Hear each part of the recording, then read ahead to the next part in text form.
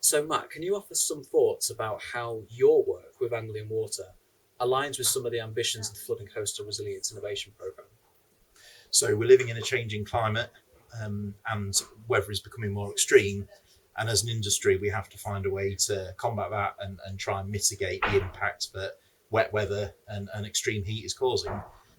I think that the work that is hopefully going to come out of the Flood and Coastal Innovative Resilience Programme is so vital so water companies can learn lessons on how best to deal with flooding in the future, and how the whole industry can learn lessons on how best to deal with flooding in the future.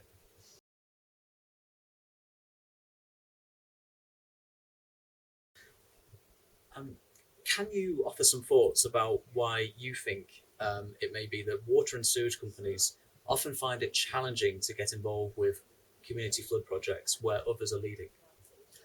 So water companies traditionally, their spend on flood risk projects is done out of capital funding, and capital funding is incredibly hard to justify when it's not led by the water company in question, because the assets still have to be capitalised once they're delivered.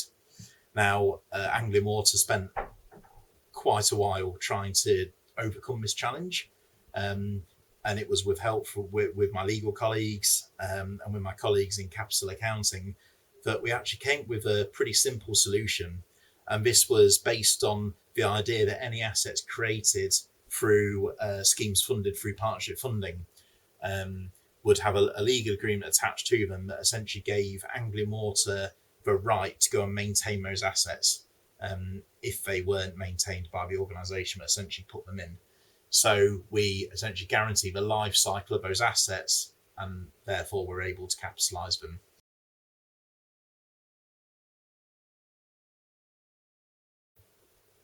So, Matt, something a bit lighter.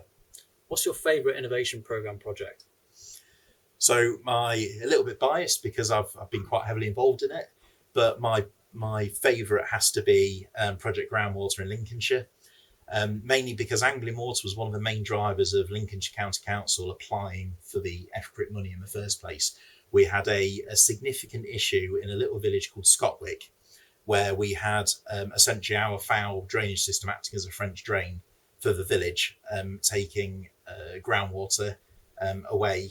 And what would happen is when the groundwater level or the pressure was at a certain amount, it would it would cause our foul system to get surcharged, and we'd essentially have to get tankers to take that away.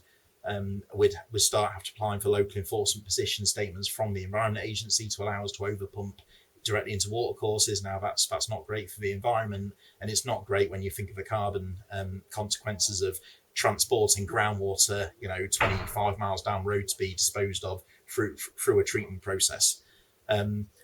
But we through Project Groundwater, what we're doing is now finding more innovative ways to deal with groundwater, but we're also doing that considering nature-based solutions, and sustainable drainage.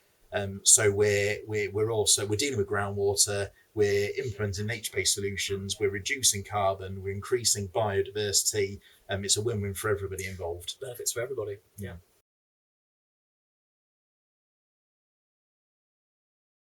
So, Matt, it's fantastic that we have somebody like you so enthusiastic about the innovation programs involved in the water and sewage industry. Can you tell us a bit more about your own personal commitments to the innovation programs? Yeah. So people think that we're a really active player in here, and I must give every working day of the week to FCRIP, and that's just not true.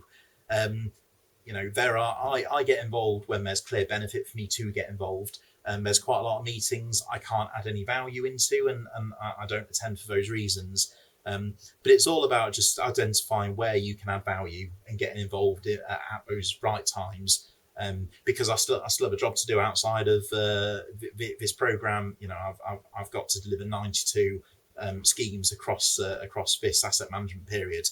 And your water companies have Anglian Water. Anglian Water has what's called an ODI target for this. So for every program I don't deliver, it's a £65,000 penalty for Anglian Water. So it's really important that I focus on that. but by getting involved in FCRIP, that can feed into that and enable me to identify projects where we can work towards that target.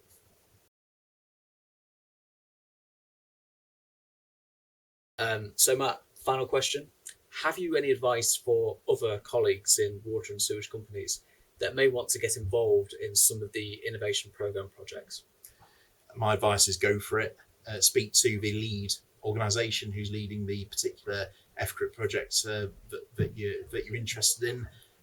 Invest your time wisely into it. And what I mean by that is make sure you're adding value. There's no point turning up to every single meeting because it might not be relevant and you might not be needed. And that's where people start asking questions about, is it right for us to be getting involved in this kind of work? But we have to start rebuilding trust in our sector. A lot's happened in our industry over the last 12 months with combined sewer overflows. And getting involved in these kind of projects helps rebuild that trust.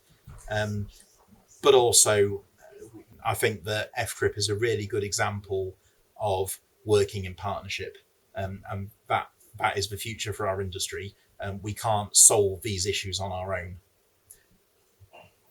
Matt, thank you very much for your time today, and I and the team and everybody involved in FCRIP really look forward to working with you in the future. Thank you.